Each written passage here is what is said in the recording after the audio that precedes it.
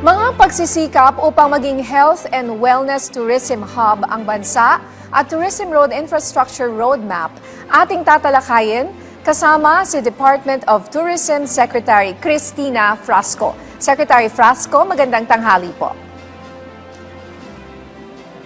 Hello, Nina. Magandang tanghali. Maayong hapon.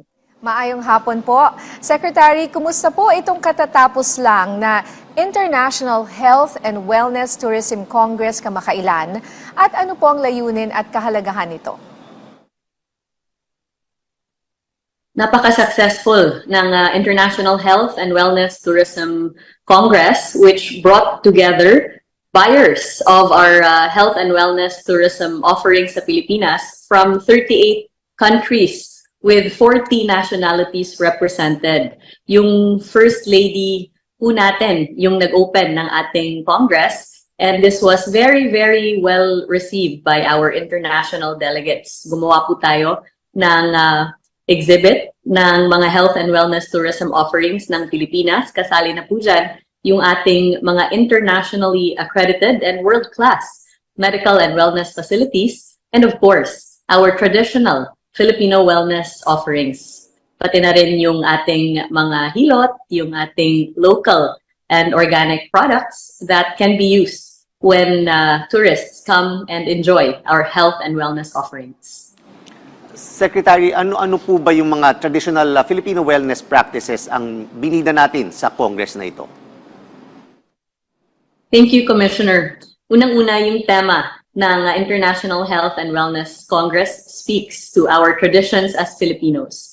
Kaya naman po, yung tema niya ay tinatawag na aruga, which is, as you know, a Filipino word, which means to nurture or to care, reflective of our characteristics as Filipinos, to be compassionate and caring sa lahat ng bumibisita sa Pilipinas. With that, gumawa tayo ng exhibition of the various components of the Filipino brand of wellness. Apart from hilot, which is our traditional massage technique, nag-present din tayo ng ating mga aromatherapy products. And to include as well the sense of taste, we featured the vegan grocer, which brought together vegan products from all over the Philippines.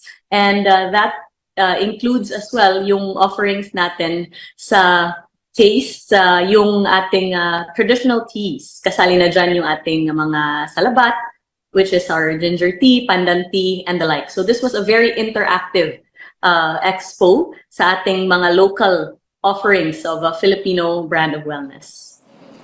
Para po sa kaalaman ng ating mga kababayan, ano po ba yung current ranking ng bansa sa Southeast Asia at sa buong mundo bilang medical tourism destination ayon po sa Medical Tourism Index?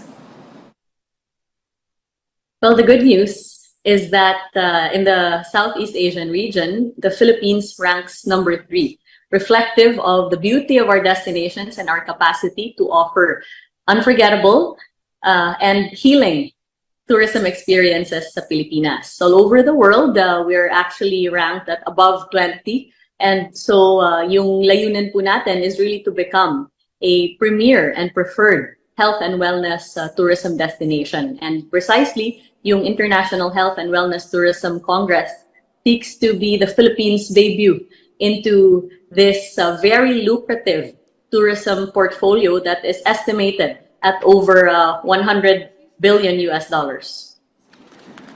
Bukod po sa Congress na ito, paano naman po pinaplano ng Department of Tourism para palakasin pa ang posisyon ng Pilipinas bilang leading health and wellness tourism destination?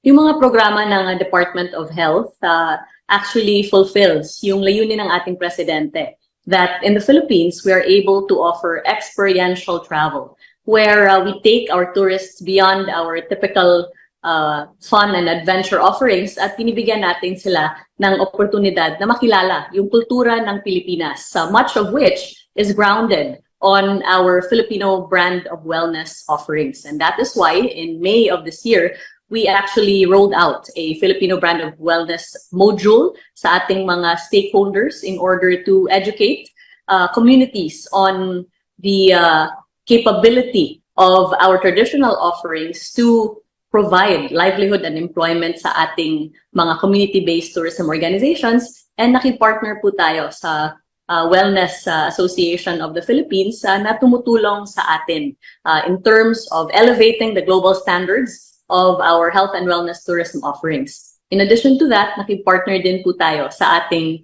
mga internationally accredited and world-class medical facilities. Kasama na po dyan yung ating partnership with the Medical City as well as Makati Med, St. Luke's, all of whom are now DOT accredited medical tourism facilities, and meron din tayong promotional campaign for health and wellness. In addition to this, naka-accredit na po tayo ng pinakauna na DOT recognized dental facility.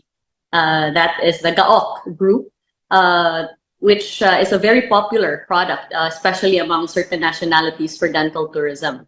But naggumawa din po tayo ng coordination with the Department of Health, who is our partner in the forthcoming construction of tourist first aid facilities all over the Philippines.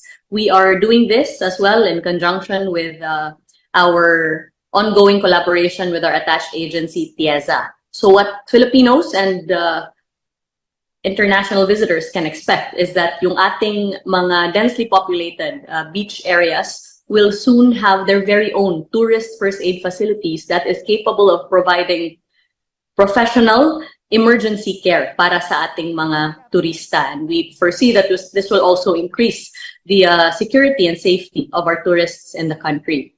In addition to this, we're also working very closely with our regional offices of the Department of Tourism so that our tourism circuits are able to introduce health and wellness tourism packages that will benefit our local communities, and which is why our Philippine Experience Heritage, Culture, and Arts Caravans, which we are taking all over the country, we've been to 9 regions so far and 22 provinces, it always includes a wellness component para naman makilala yung Pilipinas sa ating mga traditional Filipino offerings in addition to our world-class facilities. Okay, inilatag din po ng DOT ang Philippine Hotel Industry Strategic Action Plan 2023 to 2028. Ano po ang kahalagahan nito lalo na sa accommodation industry at ano po ang mga aasahan mula rito? Kahapon na-launch natin yung Philippine Hotel Industry Strategic Action Plan, which according to the Philippine Hotel Owners Association President Arthur Lopez had actually been pending for around 10 years.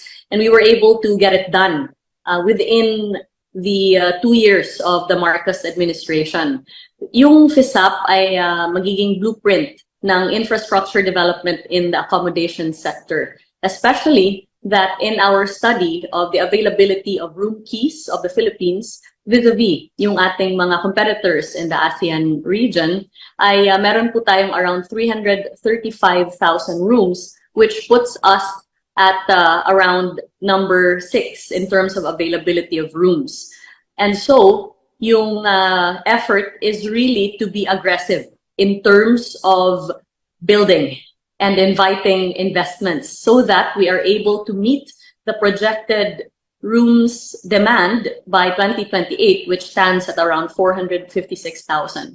We're very grateful for the partnership of the DOT with the Philippine Hotel Owners Association, as well as our stakeholders in the accommodation sector. Dahil po yung FISAP na ito ay nagawa po natin through wide-ranging consultations with our stakeholders all over the country. And this blueprint and roadmap we anticipate will bring in added investments for the country, especially now na yung ating Presidente, Ferdinand R. Marcos Jr., has been very supportive of private sector development through the establishment, perhaps, for example, of green lanes, as well as improved laws on public-private partnerships, such as the newly signed PPP law, and of course, the expanded CREATE Act.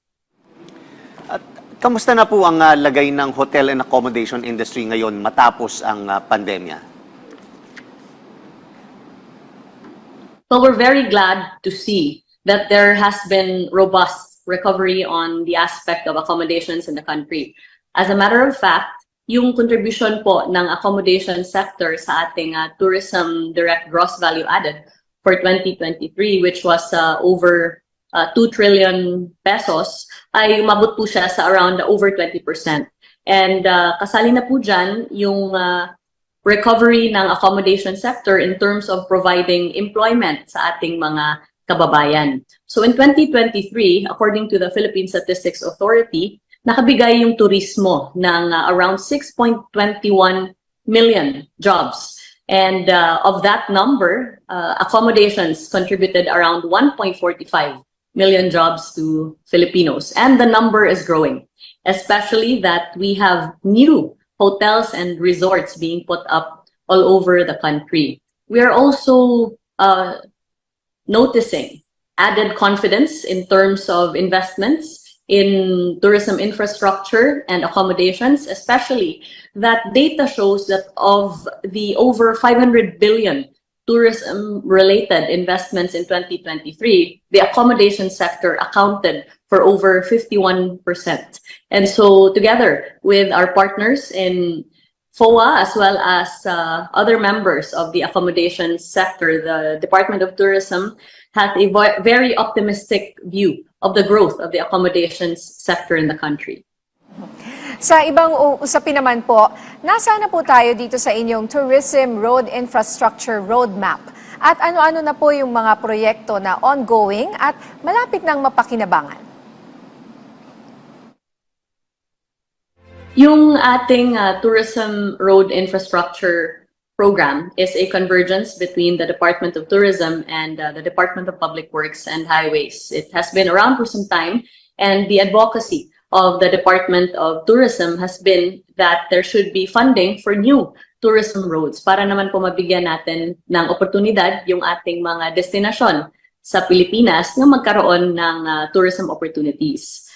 With that, and especially na priority po talaga ng ating presidente, yung tourism infrastructure ay nakagawa na po ng over 531 kilometers of tourism roads since the beginning of the Marcos administration.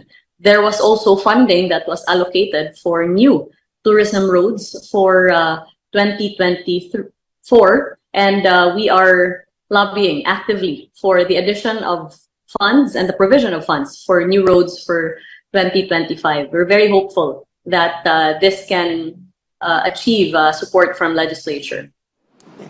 Secretary, mensahe nyo na lang po sa ating mga kababayan mula sa inyo sa Department of Tourism. Pinapasalamatan ko po yung ating mga kababayang Pilipino. Daghan kaayong salamat sa atong mga kaigsuunang Pilipino sa inyong padayon nga suporta sa turismo sa Pilipinas ug sa Marcos administration. I invite our fellow Filipinos to show their love for the Philippines by traveling, whether by yourself, with your friends, or your family. There's so much that our destinations have to offer. And there are many destinations now that have emerged and can offer world-class experiences para sa ating mga kababayan. And so I'm hopeful na suportahan po natin yung turismo dahil nakakasuporta din po ito sa ating mga kababayang Pilipino who are working in the tourism industry. So patuloy po yung ating pagkakaisa sa turismo, sa pagsuporta ng turismo ng Pilipinas. Daghang salamat. Salamat po sa inyong oras, Department of Tourism Secretary Cristina Frasco.